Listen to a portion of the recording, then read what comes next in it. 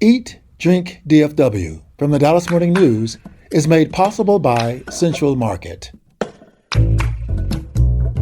Hello, and welcome to Eat, Drink, DFW, the podcast from the Dallas Morning News food team.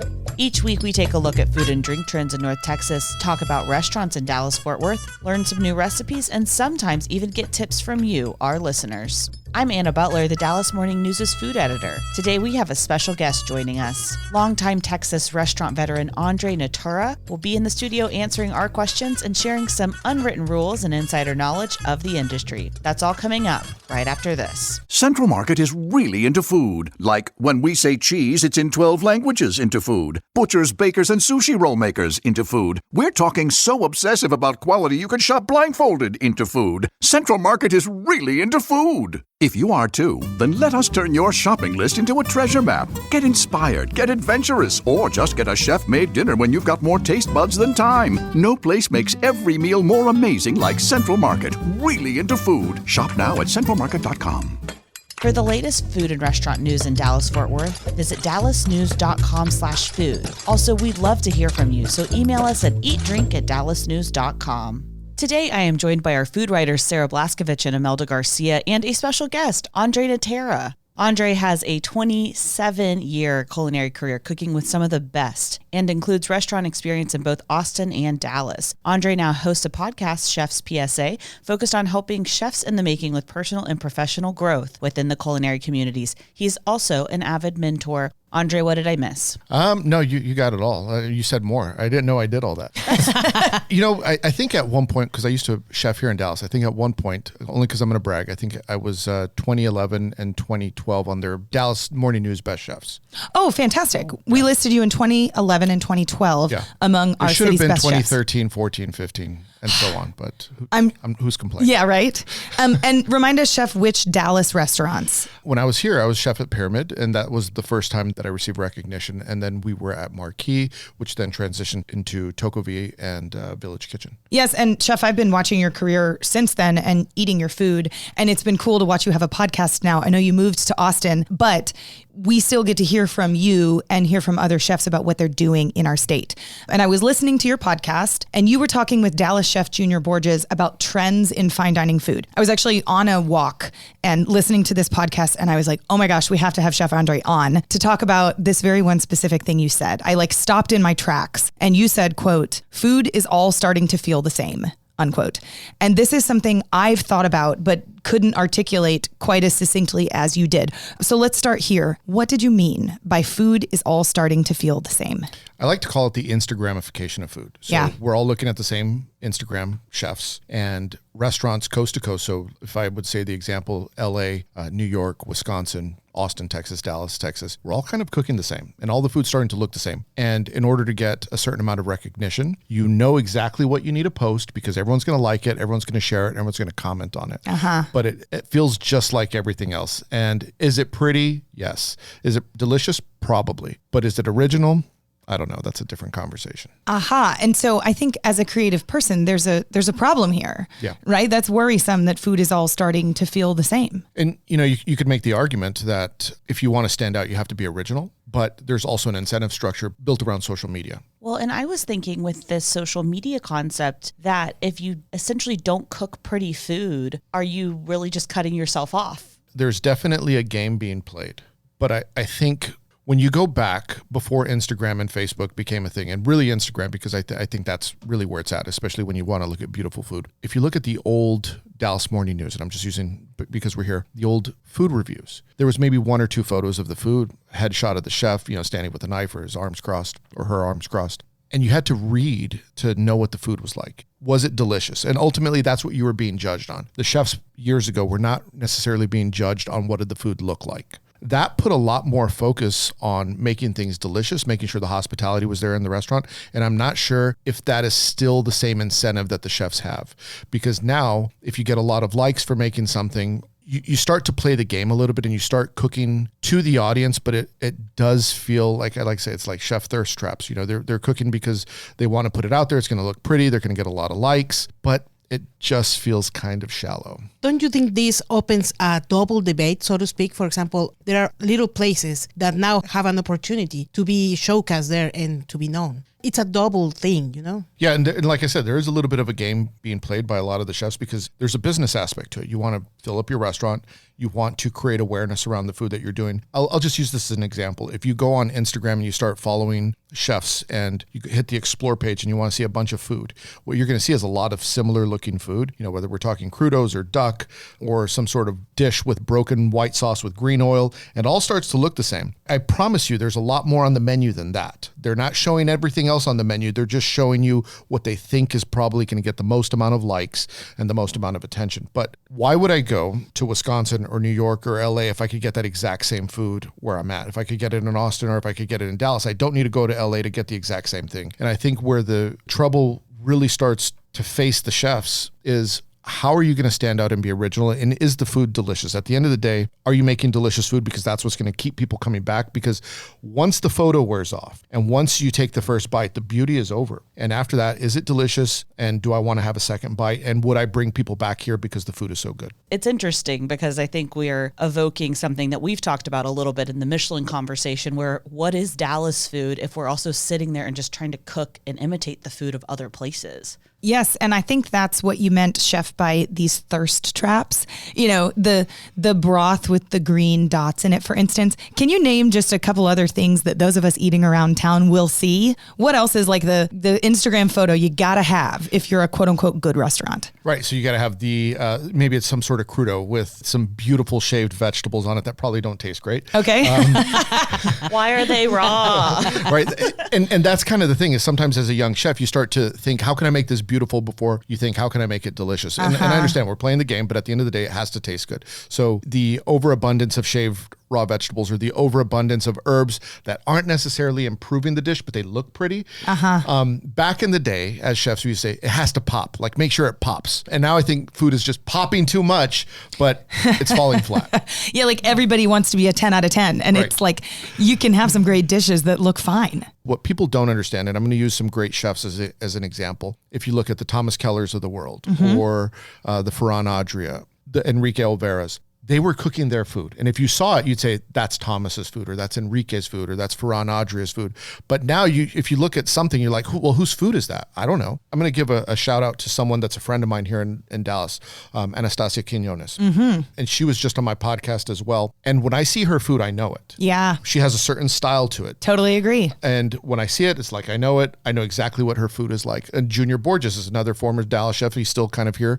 But when I see his food, I can say, that's Junior's food. I know what that looks like. But a lot of other chefs that want to grab a little bit of attention, they're going to start saying, who can I replicate versus how can I stand on my own too and be original? So that makes me wonder, what would food look like if there was no Instagram and if chefs weren't cooking for a James Beard Award and now in Texas for a Michelin star? Well, that's an excellent question. And I thought about this for quite some time. I stayed up at night, drinking lots of coffee and thinking, how would I solve this issue?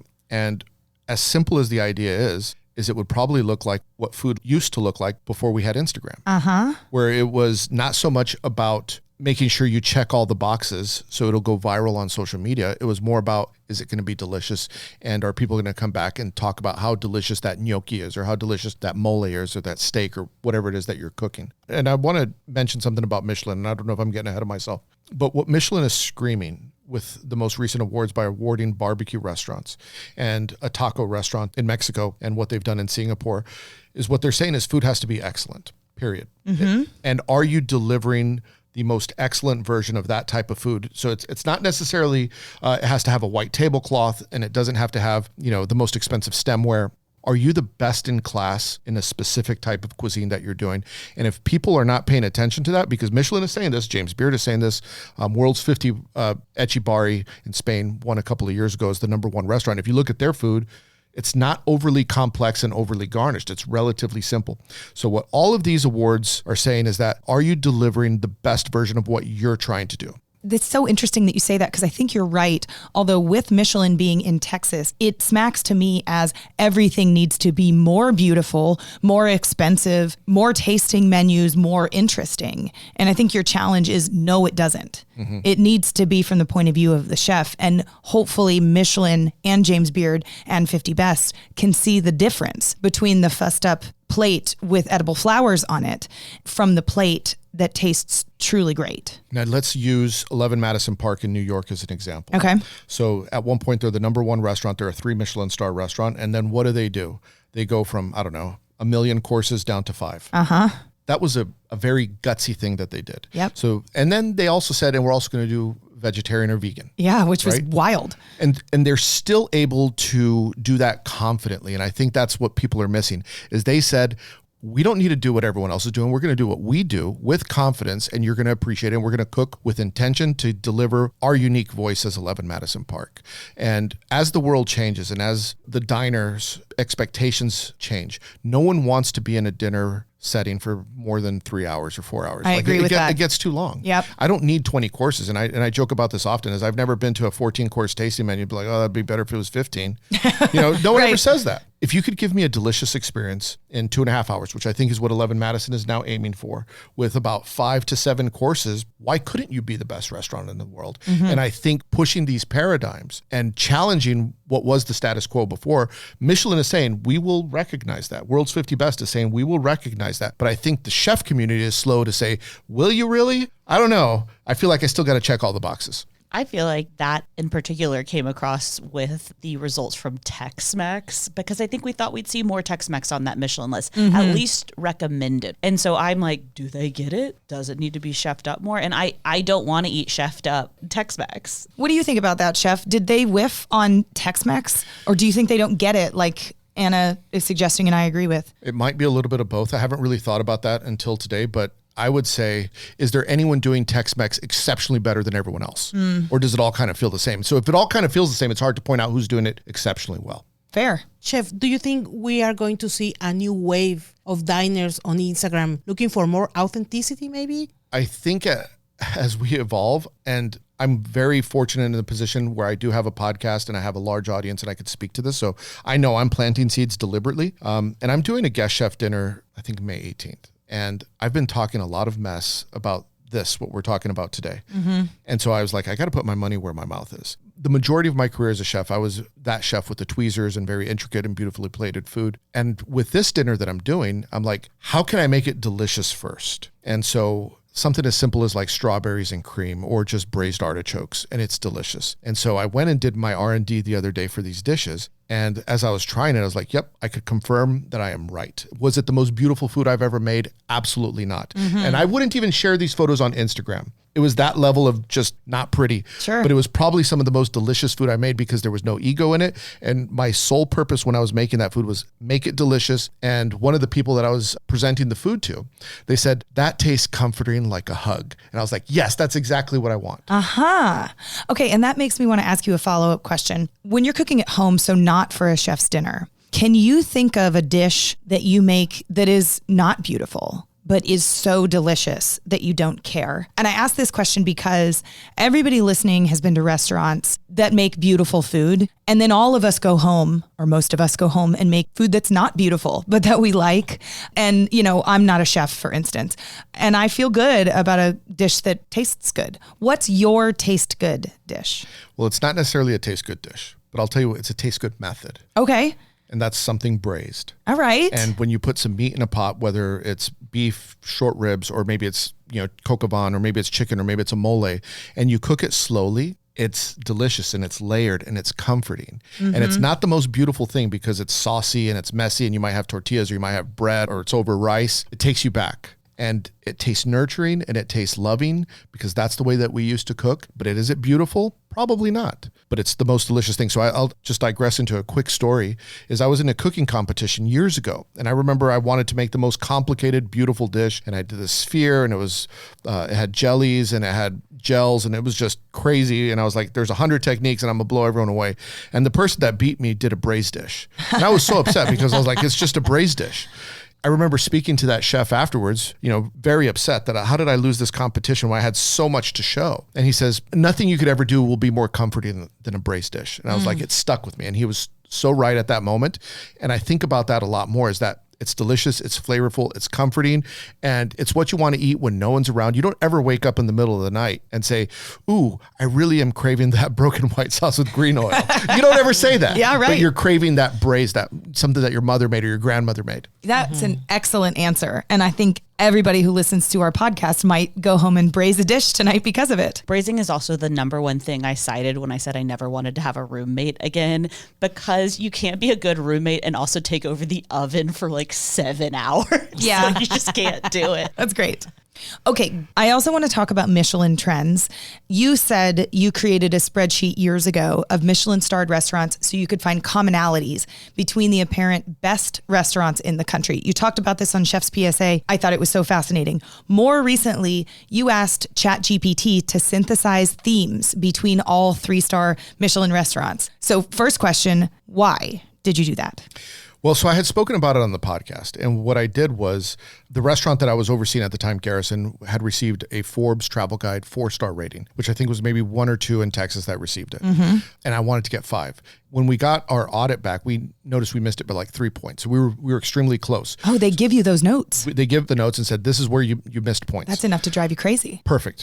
Enough to drive you perfectly insane. So what I did was I created a list of all the Forbes 4 and 5-star restaurants and all the Michelin 1, 2, and 3-star restaurants, and wanted to see what they had in common from how many courses did they serve, what's the price point, are they tasting menu and a la carte? And what you find is like a lot of them start at the 4 and 1-star level that are tasting and a la carte. And when you get to the 3-star menu, it's only tasting. Right. And so you start to see price points start to increase. The size of the wine list starts to increase, the type of stemware that they're using or the style of service. And you start to see these common threads. And I was like, okay, I was looking at it from the game. I think there was a restaurant in Dallas that had 5 stars. Like, I want to be the only other restaurant that has 5 stars. So I was like, this is what we're missing. This is exactly what we're going to do. So I was playing the game, and I understood like, okay, I can make delicious food, but can I win the game? That's the chef ego talking. The reason that came up again was because I spoke about this on the podcast, and a lot of chefs started reaching out to me like, hey, can you send me that spreadsheet? And so as I started digging for it, I realized I don't have it anymore. I think I probably left it at the job. I asked you that too. You did. I'm like, hey, I want to see that. Right. So I was like, well, it shouldn't be that difficult to do. And that spreadsheet back then probably took me like 3 months to create. Ooh. It was a lot of research, a lot of internet. And this time around, I just created a prompt in ChatGPT, put it in there. Now ChatGPT, has the deep research, and it didn't give me all the information I need, but it got me pretty close with a simple prompt to give me all the information to see many commonalities and themes between, the 1, 2, and 3-star restaurants. And what did you learn from that? Anything applicable or just crazy stuff? I think what I learned, it's kind of what I'm talking about right now. Some of the 3-star restaurants, when you start getting into the world of excellence, they're unique. And they tell a story, whether it's time and place or the personality of their chef. It's more than just the food. There's a connection to it. And I think chefs need to remember, like, yes, there's a certain level of technique that goes into everything that you make, but there's also a certain level of you that needs to be expressed in the food. You could tell me it's right or wrong. You might not like it, but that's exactly what I was trying to do. And that's my signature on the dish, or that's my signature on the service, or the restaurant has this feel because that's the music I used to listen to when I was growing up, and I want you to feel that. But what ends up happening is a lot of chefs or restaurateurs, they start saying, no, let's just kind of make it vanilla for everybody instead of making it something special and unique. That makes me think of 2 major pieces of news that we had this week that dovetail exactly with what you're saying.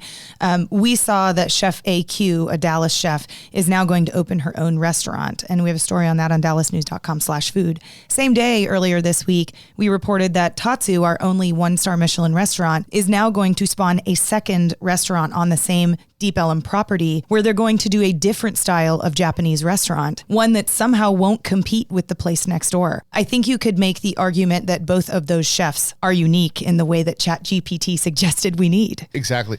And here's something that I'll share with your audience. Because of what I do with the podcast, within the past few months, especially with Michelin being here, I have had so many investors reach out, wanting to open up great high-level restaurants in Texas. So not just Dallas, but San Antonio, Austin, Houston, just trying to get let me pick your brain a little bit. What do you think of this concept? So what I find really fascinating about that is the first round of Michelin definitely piqued the chef's interest, but it also piqued the financial world's interest and saying, okay, we want to flex too. We want to have that restaurant that says we got this star, that star. And they're starting to scout around a little bit and say, what building do we need to be in? Which chef do we need to partner with? So a lot more is happening behind the scenes than I think people realize. And are you seeing people throw around some dumb money that maybe they shouldn't, chef? Yeah, of course. Yeah. I mean, as a potential consultant, somebody who kind of knows maybe where you should or where you shouldn't, some of these are shouldn'ts. Yeah, some of them are shouldn't, some of them are shoulds.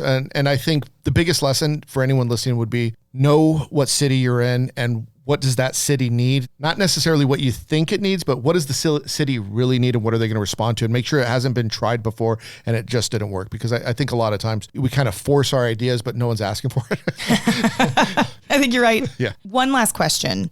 You suggested to me something I took pretty seriously, that journalists have an important responsibility to play. What worries you as a chef when you read about restaurants in the news? You have to be very careful what you're incentivizing, because every young chef, every aspiring chef, every chef that is thinking that their restaurant is struggling and wants to bring it back to life is looking at what journalists write. And if you say, this is it, they're going to start saying, well, if I could bring my restaurant back to life, or if I want a little bit of shine, I'm going to start doing exactly what you're saying.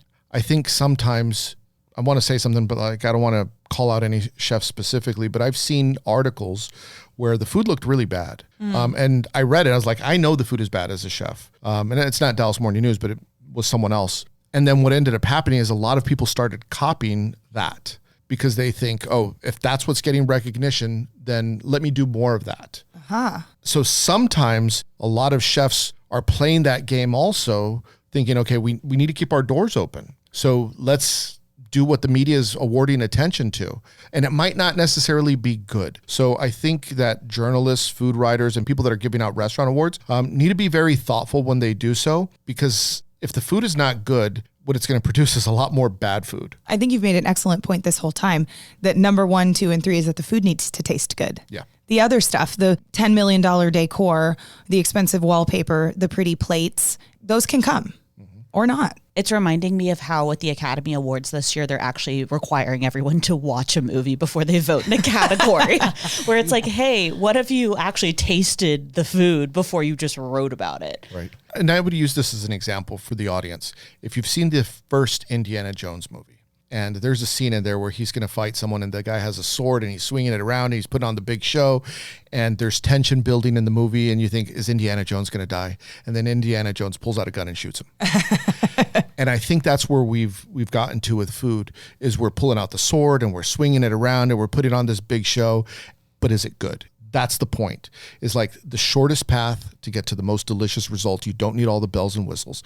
If you look at addition, I've talked about this with another chef, is that if you take a sous vide piece of meat and you've covered it with a layer of a mousse or a farce, as we call it, and you've put a beautiful tuile on it, and you have a beautiful quenelle of a puree next to it, and you've spent 8 hours making this one perfect dish, it won't taste as good as a steak with a crust on it. Or the braised dish. I love your podcast and the episodes where you mentor new cooks. I love that. Where can we find it? Thank you so much. So you could find me, the podcast, anywhere that's Chef's PSA. So Apple, Spotify, etc., YouTube. And then on social media, anything Chef's PSA, that's me. Wonderful. Well, we'll follow you if we don't already, Chef. Thank you. Yes. And we absolutely love to hear from you. So if you have any feedback, requests, questions, or just want to opine on anything that you heard today, please email us at eatdrink@dallasnews.com. We're going to take a short break. And when we come back, Sarah has a recipe that she's been wanting to share with us since Easter. Central Market is really into food, like fish flown in so fresh it still has jet lag into food. Our sourdough starter has been around since grunge was a thing into food. We're talking more prime cuts than a greatest hits album into food. Central Market is really into food. If you are too, then we're the HQ for you, whether you're a make every recipe in the cookbook foodie or a my favorite recipe is reheat type who just digs the delectable. No place makes every day more delicious like Central Market. Really into food. Shop now at centralmarket.com. Welcome back. Before we share a new recipe Sarah is excited about, we have an ask for you. We're looking for easy summer recipes from you. If you have a cocktail or simple meal, we want to hear about it. So send them to us at eatdrink@dallasnews.com, and we might even call and use you on the podcast. Okay, Sarah, you have been really, really excited to share more about this recipe, to the extent I think I might make it this weekend. I want to tell everybody about a gluten-free carrot cake I made on Easter as a person who very happily eats all kinds of gluten. I made a great carrot cake with the flour I never wanted to use. What flour is So that? I used Bob's Red Mill gluten-free 1-to-1 baking flour. And the story is I wanted to make a carrot cake for Easter because I have little kids who like a themed anything. And a holiday is a great time to make fun food with the kids. And my older daughter is a pretty good baker. We both agreed, let's make a carrot cake. And then we realized we were sharing Easter with 2 different family members who have a gluten allergy. So I was like, here's the situation, babe. We have to make a different kind of cake, and mom's not really that thrilled about it. And so I pulled up at the request of lots of people. I ended up making a carrot cake from the website elizabethandbutter.com. I don't know Elizabeth, but Or this butter? No, I know butter. I do know butter. And I'm going to show you guys a picture of the way the cake is supposed to look. And then I'm going to show you a picture of what I made. And I want you to tell me if I did okay. Here's Elizabeth's cake. You know, a tiered carrot cake. What is on top? It's homemade caramel on top and crushed pecans. Here's my cake. Oh, Not a professional baker, but it's not terrible. no. I Right? also think that the abundance of pecans you added is sensational. I love pecans. Well, okay, so what the listener can't see is that there's sort of a half moon of pecans on top of the cake. And we did a little more than it called for because there's a little bit of a caramel drip conundrum, and we just covered some of it with pecans. But I just want to say that we made a 3-tiered carrot cake with flour I wasn't familiar with. And it turned out to be the most moist cake we've probably ever made. And we actually got it out of the cake pans without a lot of yelling.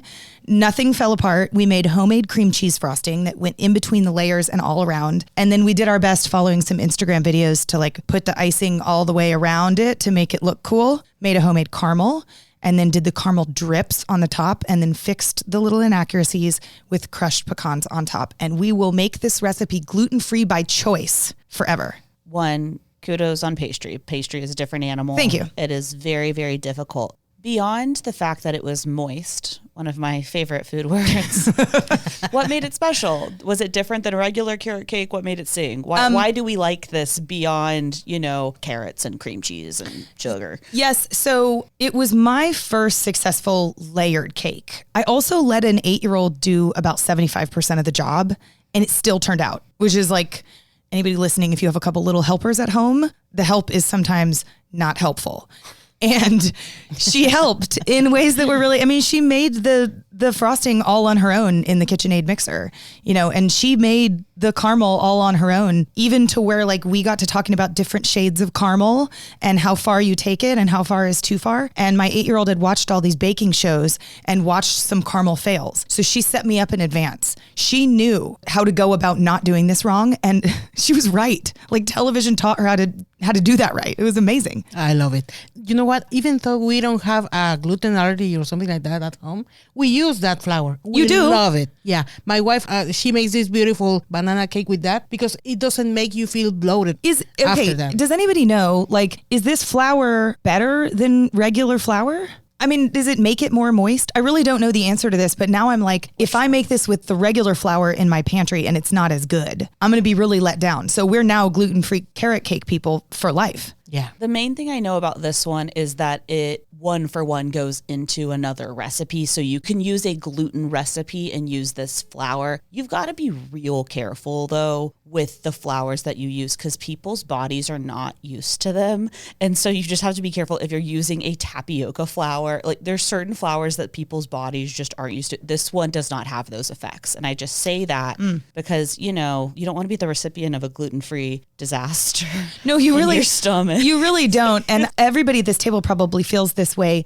I certainly do not cook for a living, but I know enough about food in my day job that whenever I take food anywhere, it can be a cake, it can be queso in a crock pot, it can be a real dish. People are like, oh, you brought food.